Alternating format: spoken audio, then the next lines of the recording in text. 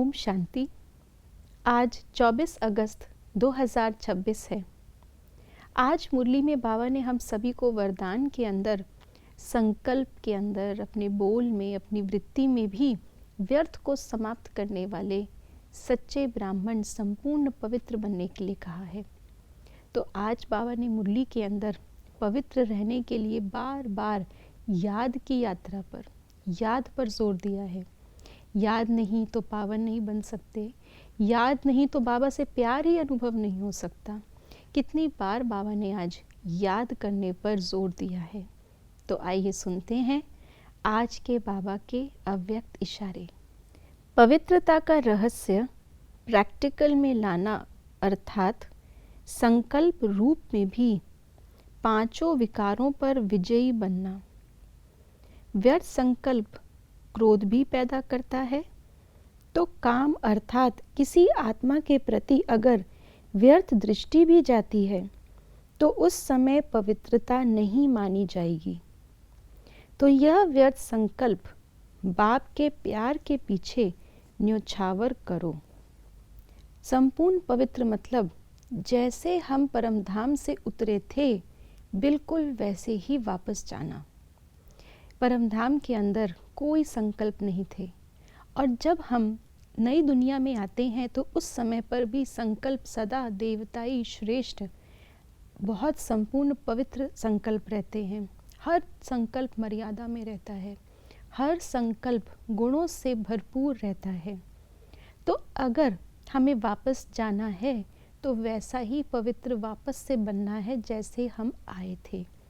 इसके लिए बाबा ने कहा कि व्यर्थ को हटाना है। व्यर्थ को इंग्लिश में वेस्ट कहते हैं और वेस्ट को कचरा भी कहते हैं। तो अगर कोई भी कचरे वाले संस्कार, व्यर्थ स्मृतियाँ, व्यर्थ बोल, व्यर्थ दृष्टि, व्यर्थ भाव, अगर कुछ भी हल्का सा भी व्यर्थ यानी कि कचरे वाला अंदर है तो हम शुद्ध कैसे रह सकते हैं?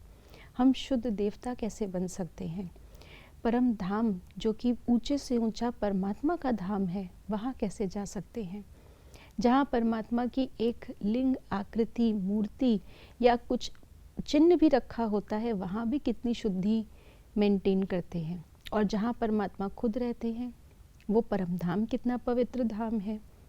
तो कोई भी कचरे वाली चीज़ मंदिर के परिसर में नहीं आ सकती। तो वो चैतन्य मंदिर परम धाम, वहाँ पे हमारे व्यर्थ संकल्प कैसे पहुँच सकते हैं? अगर ये व्यर्थ संकल्प हमारे मन में है तो हमारी याद भी नहीं पहुँच सकती है परम धाम। तो आज बाबा ने हमें इतना गहराई से व्यर्थ मुक्त रहने के लिए मुरली में भी कहा है और साथ साथ अव्यक्त इशारे में भी कहा है। साथ साथ बाबा ने आज व्यर्थ संकल्प का परिणाम भी बताया है कि जब व्यर्थ संकल्प होता है तो क्रोध उत्पन्न होता है।